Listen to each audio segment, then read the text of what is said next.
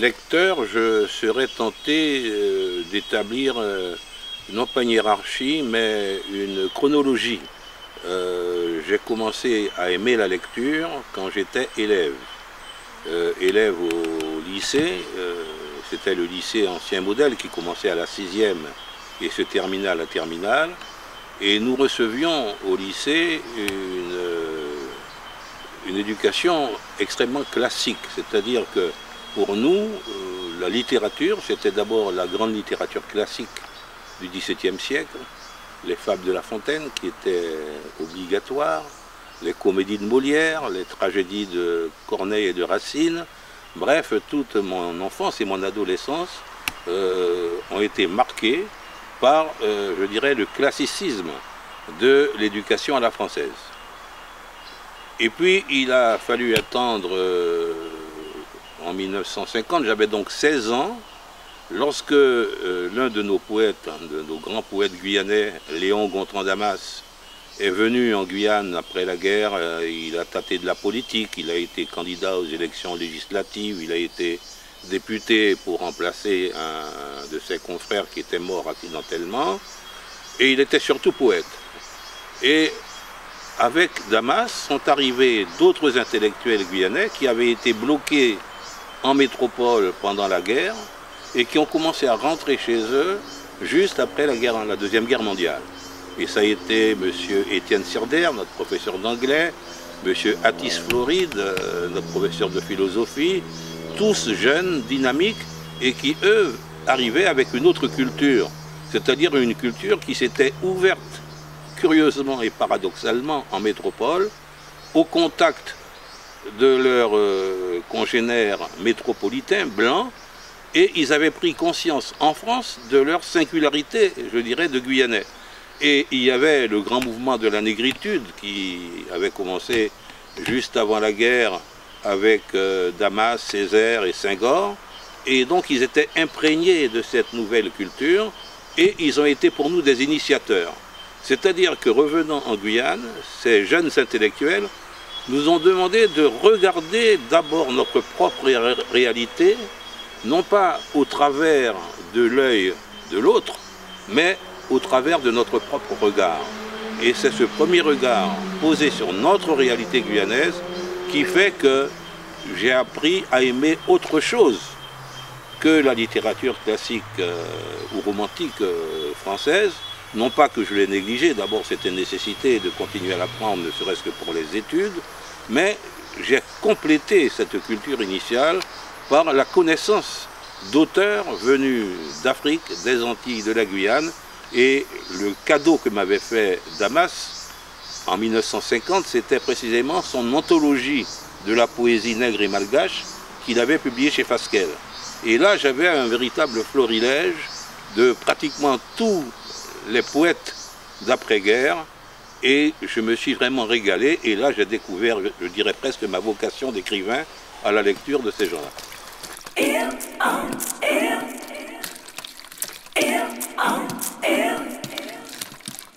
J'habite le lieu qui n'est pas mon lieu de naissance. Faut savoir que historiquement, la Guyane, du temps de l'esclavage et ensuite du temps de la colonisation, de la colonie, était divisée en quartiers.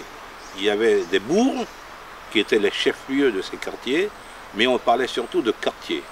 Ensuite, ces quartiers sont devenus des communes de plein exercice lorsque la Constitution française a permis l'émancipation des Noirs. Et la famille des Patients est originaire de la commune de Mana, commune à laquelle nous sommes très attachés, je dirais nous les Patients, parce que Mana, c'est une commune qui a une histoire. L'histoire, c'est celle de la révérende Anne-Marie Javoué, aujourd'hui canonisée, Sainte Anne-Marie Javoué, mais c'était la supérieure de l'ordre de Saint-Joseph de Cluny, qui est venue en Guyane au moment où on avait aboli non pas l'esclavage, mais la traite. C'est-à-dire après 1831, il y a eu officiellement l'abolition de la traite, qui est devenue un commerce illicite. Et ce qui a complété cet accord international sur l'abolition de la traite, ça a été l'autorisation de ce qu'on a appelé à l'époque le contrôle des pavillons. C'est-à-dire que n'importe quel navire hollandais, français, espagnol ou anglais pouvait arraisonner en haute mer un navire d'une nationalité différente pour inspecter les cales et voir s'il ne transportait pas illégalement des esclaves. Et donc l'interdiction de la traite a posé au gouverneur des colonies un vrai problème. Qu'allait-on faire de ces nègres, dits nègres de traite, qui étaient saisis à bord du navire, ramenés au quai de Cayenne, mais qui n'étaient pas esclaves, puisque la traite étant interdite, ils ne pouvaient pas passer, je dirais, à la phase suivante, qui était la phase de l'esclavage. Et donc les gouverneurs ont commencé à employer ces nègres des traites à des tâches d'entretien public, des tâches de voirie. Le jardin botanique de Cayenne, par exemple, a été créé avec une main-d'œuvre qui était constituée uniquement de ces nègres de traite. Mais ils étaient de plus en plus nombreux parce que l'interdiction suscite la contrebande. Et donc, comme ils étaient de plus en plus nombreux, la révérende Anne-Marie Javoué, la supérieure de l'ordre de Cluny, a demandé au gouverneur de l'époque de lui céder 130 de ces noirs de traite pour fonder une mission à Mana. Et il faut savoir qu'à l'époque, la Guyane utile s'arrêtait à Cunamama. C'était l'une des rivières les plus occidentales de la Guyane. Et le site de Cunamama avait servi de bagne pour les condamnés de Fructidor qui avaient été envoyés en Guyane. Et donc, au-delà, c'était un peu un no man's land. Le bagne n'était pas encore créé, par conséquent, la colonie de Saint-Laurent-du-Maroni, qui est la plus occidentale, n'existait pas. Et Mana était une espèce de cordon sablonneux, vide de toute âme. Et là, la mère Javoué a décidé d'implanter sa mission dans ce quartier de Mana. Et dans les archives, le premier des patients, le nom, en tout cas, apparaît pour la première fois en Guyane, sur le registre de la mère Javoué, puisque ces noirs qu'on lui donne, elle va les inciter à fonder des familles, et elle va leur donner des tâches bien précises. Et dans la nomenclature de Madame Javoué, le nom patient, c'est patient commandeur. Commandeur voulait dire à l'époque, j'imagine, contremaître ou chef de chantier, quelque chose de ce genre, mais c'est la première fois qu'apparaîtra ce nom. Et cette famille patient va donc avoir ses racines dans cette commune, et au long de l'histoire de la commune de Mana, il va y avoir 4 maires du nom de Patient, appartenant à la même lignée, le dernier étant actuellement sénateur de la Guyane, il est vivant, c'est mon cousin Georges Patient. Donc cette commune de Mana, pour nous, est vraiment le berceau de notre lignée Patient. Ceci dit, avec l'évolution, c'est une commune rurale, les gens avaient le besoin de, entre guillemets, s'expatrier sur Cayenne, qui était le chef-lieu, où se trouvait le lycée, le collège, des possibilités par conséquent de s'émanciper par la culture, d'où le fait que mon père soit venu avec sa mère à Cayenne. Mon père est déjà né lui-même à Cayenne. Moi, je suis donc la seconde génération des patients nés à Cayenne, le chef-lieu. Mais tout en étant nés et habitant à Cayenne, nous sommes restés très attachés à Mana, qui est le foyer de notre famille.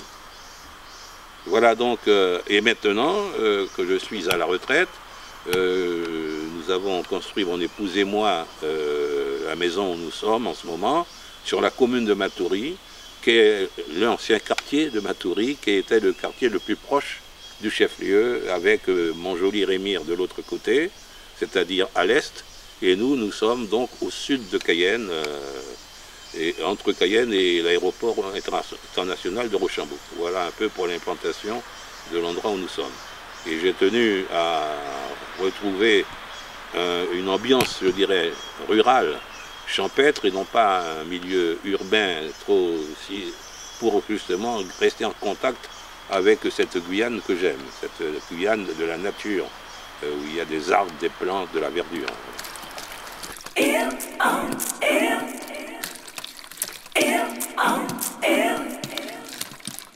Je suis donc né à Cayenne, de parents qui était instituteur. Ma mère était institutrice d'école normale, c'est-à-dire qu'elle préparait elle-même de futures institutrices, et mon père était instituteur, directeur d'école élémentaire.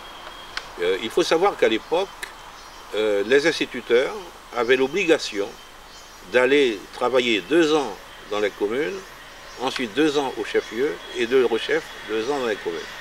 Si bien que, à cause de ce système, j'ai eu la grande chance, quand j'avais 6 ans, d'aller à Kourou avec mes parents, ma mère étant directrice d'école et mon père directeur d'école. Les deux, il y avait une école de filles et une école de garçons. Et puis, 2 ans après à Cayenne, où je suis allé au cours élémentaire 2, et après 2 ans de Cayenne, de nouveau, on nous envoyait à Mana. Et là, c'était la grande joie de mon père, puisqu'il pouvait retrouver là-bas toute la famille qu'il n'avait pas vue depuis de fort longues années.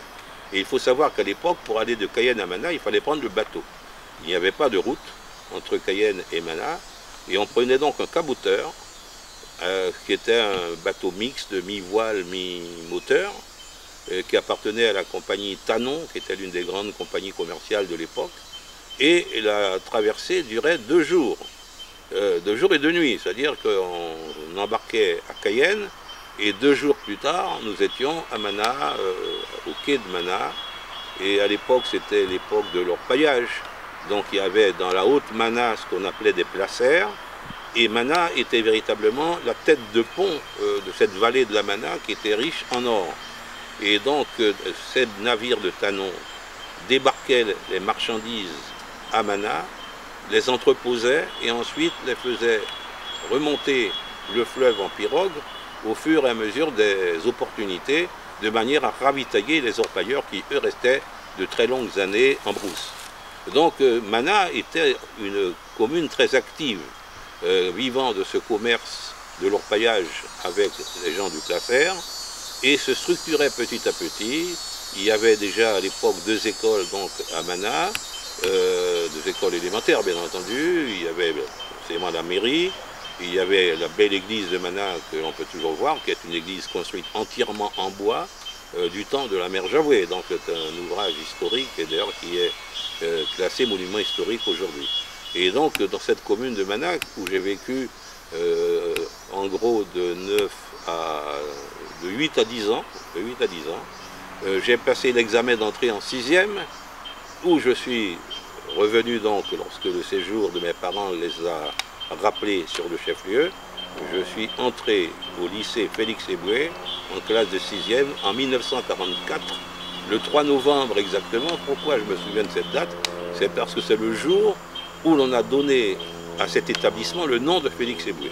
Or, Félix Éboué, c'est pour nous un grand homme. Félix Éboué était gouverneur général de l'Afrique équatoriale française, et lorsque le général de Gaulle a lancé son appel du 18 juin, il le faisait comme un véritable pari, parce qu'il était comme Jean Santerre, américain qui n'était pas encore entré en guerre, se méfiait de cet aventurier français.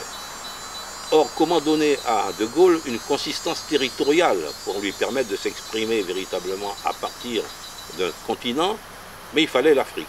Et là, Félix Éboué, 2 jours après l'appel du 18 juin, va se rallier officiellement, par une allocution à la radio, au général de Gaulle, et donc va ramener à De Gaulle tout l'empire français, et donc donnera à De Gaulle une capacité de s'exprimer, je dirais presque d'égal à égal, avec ses alliés occidentaux.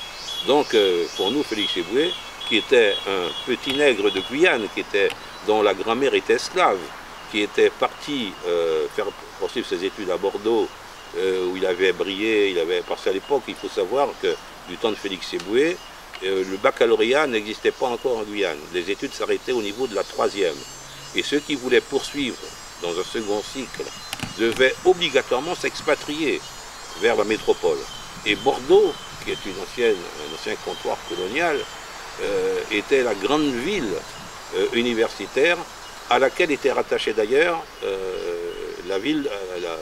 les écoles de Guyane. Nous dépendions de l'Académie de Bordeaux, de l'Université de Bordeaux. Et donc tous les Guyanais de l'époque ont poursuivi leurs études à l'Université de Bordeaux, dont Félix Éboué, qui va passer le concours d'entrée à l'école coloniale, qui est devenue ensuite l'école de la France d'outre-mer. Il va réussir brillamment ses études. Il va faire une carrière de gouverneur des colonies, qui va l'amener même en Guadeloupe, où il va être gouverneur pendant 2 ans. Et ensuite, il va regagner l'Afrique. Et c'est là que la guerre va le surprendre. Et c'est là qu'il va se rallier au général de Gaulle. Donc, lycée Félix Éboué, grande inauguration, l'armée éclairant. Et c'est le jour où moi j'entre en 6e dans cet établissement. Et je peux dire que j'ai accompagné l'évolution de ce lycée Félix Éboué, qui déjà préparait au baccalauréat, de la 6e au baccalauréat. Voilà. Voilà un peu pour mes études. Alors, il faut savoir qu'à l'époque, c'était le jour de repos des élèves. C'était le jeudi et non pas le mercredi comme aujourd'hui. Et le jeudi, c'était nos grands-parents qui gardaient les enfants, parce que les parents travaillant et donc vaquaient leurs occupations domestiques ce jour-là. Et on nous envoyait chez nos grands-mères, soit la grand-mère maternelle, soit chez la grand-mère paternelle, les deux étaient encore vivantes. Et là, chez la grand-mère maternelle, je me retrouvais avec tous les cousins, parce que ma mère appartient à une fratrie de 5 sœurs, et chacune a eu des enfants, et donc c'était véritablement la maison des cousins chez la grand-mère maternelle, tandis que chez la grand-mère paternelle, il n'y avait que nous, les enfants de mon père, qui nous retrouvions, et ma grand-mère paternelle, qui était une femme restée un peu fruste, elle avait tout juste le certificat d'études, elle n'avait pas pu poursuivre au-delà ses études, elle nous parlait en créole, et nous lui répondions en français, parce qu'à l'époque il était interdit aux enfants de parler créole, et les enfants se vengeaient lorsqu'ils étaient dans la cour de récréation, puisque entre eux, ils ne se gênaient pas pour s'exprimer en créole, mais avec les parents, c'est un signe de respect que de leur adresser la parole en français.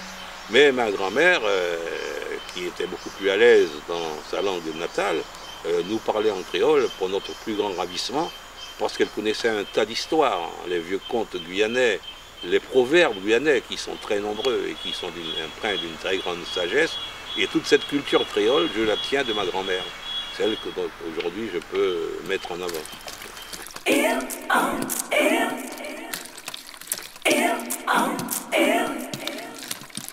Pour moi, écrire, ça a d'abord été la tentation de la poésie. J'étais élève passionné par la poésie, aussi bien d'ailleurs la poésie romantique française, Lamartine, Victor Hugo, et même un peu plus tard les poètes comme Mallarmé, Valéry. Moi, le langage poétique m'a toujours fasciné, et l'influence de Damas, bien entendu, n'a pas arrangé les choses. Et donc, mon expression première, du point de vue littéraire, ça a été la poésie. Quand j'avais 17 ans, j'étais l'année de mon bac, j'ai envoyé un de mes poèmes au journal de l'époque qui s'appelait Parallèle 5, et à ma grande joie, Parallèle 5 a publié ce poème, et c'est là que Damas d'ailleurs m'a découvert, et c'est là, comme il était l'ami de mes parents, qu'il a dit « mais votre fils est un poète, j'aimerais bien le voir ». Et là a commencé toute une série d'entretiens à bâton rompu avec Damas qui me fascinait. C'était vraiment, le personnage de Damas était quelque chose d'éblouissant, il avait beaucoup voyagé, il parlait l'anglais couramment, il avait vécu aux États-Unis, il avait connu Richard Wright, il avait connu McKay, John McKay, qui était à l'époque l'une des voix les plus écoutées du monde noir américain. Il connaissait bien entendu Césaire et Senghor, qui étaient ses compagnons de la négritude. Il avait fréquenté assidûment le milieu de présence africaine. Donc c'était pour moi le Guyanais venu de partout et de nulle part. Et il était fascinant dans sa conversation, dans sa manière de s'adresser à vous. Et vraiment, j'ai eu la plus grande admiration pour Léon Gontran Damas. Et donc il m'a incité à poursuivre mon œuvre d'écriture, mais c'était malheureusement l'année de mon bac, donc je partais en métropole. Et en arrivant là-bas, je me suis inscrit à la Sorbonne pour préparer à l'époque la propédeutique, qui était le certificat d'études littéraires générales, qui ouvrait les portes à n'importe quelle licence de lettres. Après, ça a été pour moi une licence de langue espagnole, et ensuite un diplôme d'études supérieures. Bref, pendant ce cursus, je me suis bien fréquenté des milieux de poètes. C'était à l'époque, comment s'appelle-t-il, l'éditeur Segers, qui était l'éditeur qui s'intéressait aux jeunes écrivains. Et chez Segers, j'ai fait la connaissance de M. Daniel Guérin, qui était l'un des collaborateurs des Temps modernes. Et Daniel Guérin a été le premier à écrire, parce que j'avais rien édité encore, mais mes poèmes étaient manuscrits, je lui avais montré à sa demande, et il a écrit un article dans les Temps modernes sur ce poète non édité qui était Serge Patience. Ça flattait mon ego et ça m'encourageait surtout à continuer, et j'ai donc continué, et mon premier recueil de poèmes qui a été publié aux éditions Reguin à Monaco, c'était Le mal du pays, puisque là-bas c'était la nostalgie de la terre natale, véritable paradis perdu, puisque il faut savoir qu'à l'époque il n'y avait pas la liaison aérienne entre la Guyane et la métropole, et je suis parti en 1951 de la Guyane en bateau, et je suis revenu seulement 7 années plus tard, en 1958, en pays, et je suis revenu en bateau jusqu'à Fort-de-France. Et à Fort-de-France, j'ai pris l'avion que l'on appelait le laitier. Il faisait une escale dans chacune des îles avant d'arriver à Cayenne. Le voyage durait 8 heures entre Fort-de-France et Cayenne. Donc c'était pas du tout les conditions de la modernité que nous connaissons aujourd'hui, où on prend un Boeing ou un Airbus à Rochambeau et on est le lendemain matin à Paris. Hein, c'est différent. Donc je n'avais publié que ce petit recueil de poèmes. Ensuite, quand je suis revenu en Guyane, j'ai continué à écrire, et mon second recueil s'est appelé Le mal du pays. Le mal du pays qui lui a été édité aux éditions caribéennes, qui avait une nouvelle maison d'édition, qui avait ouvert ses portes à Paris et qui avait accueilli avec plaisir Guyane pour tout dire. Ça s'appelait Guyane pour tout dire, ce recueil. Et ensuite, ils ont fait une autre édition où ils ont édité en même temps Le mal du pays et Guyane pour tout dire, donc pour faire un seul et même recueil de poèmes. Je ne pensais pas à l'époque écrire de romans. J'avais écrit dans le bulletin des étudiants guyanais à Paris des nouvelles, mais c'était beaucoup plus une distraction, une manière de m'amuser, mais sans trop prendre cela au sérieux. Et puis en revenant ici, en me replongeant dans cette littérature consacrée à notre histoire, à notre passé, je me suis rendu compte que chaque fois que l'on évoquait l'esclavage, on évoquait toujours soit la condition du maître, soit la condition servile. Tellement le monde de l'esclavage était un monde duel avec deux types de personnages, le maître et l'esclave. Mais en Guyane, la situation était légèrement plus complexe, parce qu'on oubliait toujours de parler de ce que l'on appelait à l'époque les affranchis ou les nègres de couleur libre. Or, ce qui m'avait frappé dans les statistiques, c'est qu'au moment de l'abolition de l'esclavage, en 1848, il y avait 12 000 esclaves, recensés esclaves, qui ont été libérés par le décret d'abolition de Schœlcher, mais il y avait plus de 4 000 nègres de couleur libre, c'était leur appellation, et seulement 800 à 1000 Européens. Donc c'était une société beaucoup plus complexe que ne pouvait laisser entendre la confrontation maître-esclave. À quoi servaient ces nègres de couleur libre? Ils étaient soit des mulâtres, c'est-à-dire nés d'un père blanc qui avait le pouvoir de les affranchir, soit des esclaves qui avaient été tellement zélés que leur maître par reconnaissance les affranchissait, soit simplement des gens qui avaient été éduqués par les prêtres, les missionnaires de l'époque, et qui avaient brillé par leur intelligence, et qui avaient donc eu accès à l'instruction, et qui par conséquent se trouvaient être au moment de la libération de l'esclavage comme l'embryon, je dirais, de la future bourgeoisie guyanaise, puisqu'ils avaient sur leurs congénères esclaves cette avance considérable qui était l'accès à la culture, à l'éducation. Ils parlaient couramment le français, ils lisaient le français, tandis que les autres étaient encore plongés dans l'analphabétisme le plus total. Donc je me suis dit, mais finalement, peu de gens parlent de ces nègres de couleur libre, et si on imaginait une histoire? Et l'histoire que je vais imaginer va se situer justement entre la première abolition de l'esclavage, parce qu'il faut savoir que l'esclavage a été aboli une première fois en 1791 et que Napoléon Bonaparte l'a rétabli en 1804. Donc que s'était-il passé pendant cette transition où des gens qui avaient été esclaves avaient été libérés, où on leur disait en 1804 vous allez redevenir esclaves.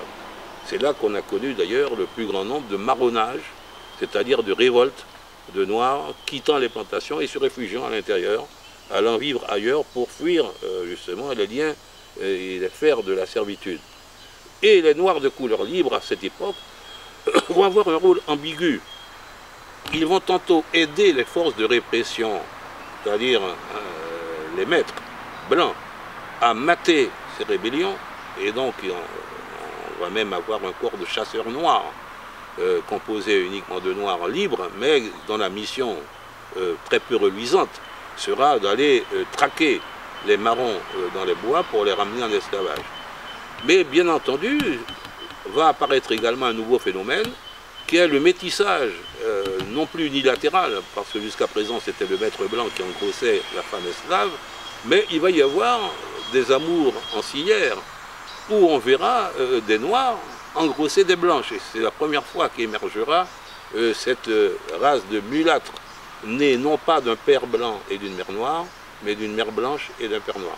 Donc cela fait une société absolument contrastée, et c'est dans cette société que je vais imaginer ce personnage de Tienbeau, le nègre du gouverneur, pour montrer justement à la fois ses complexes, ses contradictions et sa difficulté d'être, incapable de choisir finalement entre ces deux mondes, entre lesquels il est ballotté.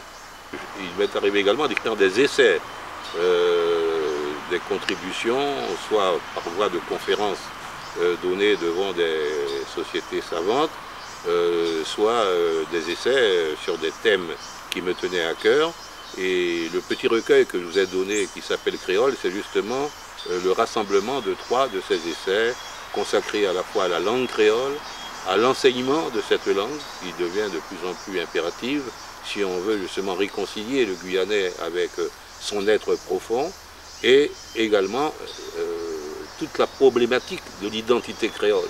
Car le véritable problème qui nous écarte maintenant de la négritude, c'est justement cette créolitude, c'est-à-dire s'affirmer non pas comme Africains, nous ne sommes pas des Africains. L'histoire a fait son chemin, l'histoire nous a implantés sur une terre qui n'est pas l'Afrique.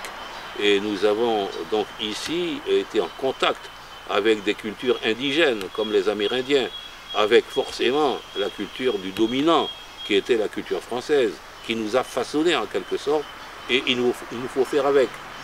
Et il nous faut nous assumer en tant qu'être complexe, en tant que créole, c'est-à-dire ayant non pas une identité unique, mais comme dit très bien, comment s'appelle-t-il, Glissant, une identité multiple. Glissant, qui est l'auteur martiniquais que vous savez, compare l'identité créole non pas à ces plantes qui n'ont qu'une racine, mais aux plantes des mangroves, aux palétuviers, qui ont des racines multiples, qui plongent dans la même terre, mais qui chacune contribue à porter ce tronc unique qui serait le tronc créole. Et bien je crois que c'est exactement la façon dont il faut aborder le problème de l'identité créole, et c'est pourquoi j'ai écrit cet essai.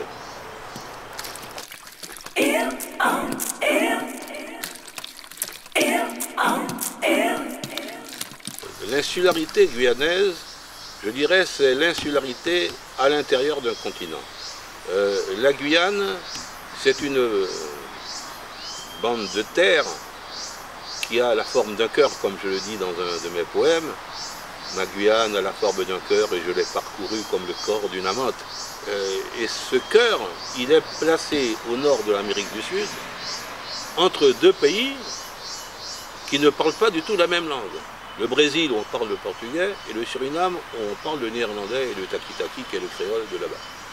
Donc l'insularité, elle est là. Nous n'avons pas la possibilité, comme un pays continental, d'avoir des liens, je dirais, de connivence avec nos voisins, puisque nous nous sentons véritablement étrangers à cette demande-là. D'où l'insularité guyanaise. Mais l'insularité guyanaise, elle n'est pas géographique. Nous ne sommes pas entourés de mer. Nous sommes une île entourée par l'océan Atlantique et par cette immense forêt vierge derrière, qu'est la forêt amazonienne. Là aussi, nous sommes une île, puisque la forêt amazonienne, elle est réputée être impénétrable, même si elle ne l'est pas totalement, mais en tout cas, elle ne permet pas une communication facile avec les pays voisins. Et de l'autre côté de la mer, nous lui tournons le dos. Vous avez dû remarquer que même la ville de Cayenne, qui est une ville du littoral, tourne littéralement le dos à la mer. Parce que nous avons toujours été tournés vers notre dimension continentale, beaucoup plus que vers notre dimension océane, et donc moins tentés par l'aventure de l'au-delà que par l'approfondissement de notre propre connaissance de chez nous. Donc voilà un peu comment il faut comprendre l'insularité. C'est une insularité qui n'est pas caraïbe, comme celle des Antilles, mais c'est une insularité continentale, si j'ose dire. Comme toute colonie, nous avons à nous situer, je dirais, dans des coordonnées au sens mathématique du terme. Nous aurions l'ordonnée verticale qui nous relie tous vers un centre extérieur qui est Paris, la métropole. Et donc nous sommes colonies, ce sont des relations descendantes du cœur vers la périphérie, le cœur étant le lieu de commandement, le lieu d'où vient la loi, d'où vient l'appartenance, d'où vient le sens même de la nation. Et nous avons en même temps une dimension horizontale, l'abscisse, qui, elle, nous ramène dans notre ancrage sud-américain. En abscisse, nous sommes sur le continent sud-américain et on va voir que cet ancrage va se renforcer avec la construction du pont sur l'Oyapock qui va relier physiquement le nord du Brésil à la Guyane française et l'existence de ce bac permanent sur le Maroni qui relie le Suriname à la Guyane française. Donc nous retrouvons là une dimension horizontale géographique, mais nous conservons toujours le lien vertical. Donc notre relation avec les Antilles, c'est la relation d'appartenance à un même ensemble français. Les Antilles françaises, j'entends. Guadeloupe, Martinique, Saint-Martin, Guyane. Et Haïti même, de notre point de vue, puisque Haïti a connu notre histoire jusqu'en 1802 avec l'indépendance. Et donc cet ensemble francophone de la Caraïbe, nous en faisons partie et nous appartenons à cet ensemble-là. Mais en même temps, nous nous différencions de l'arc antillais dans la mesure où nous sommes les pieds posés sur le continent et nous avons cette dimension continentale qui pour nous est fondamentale.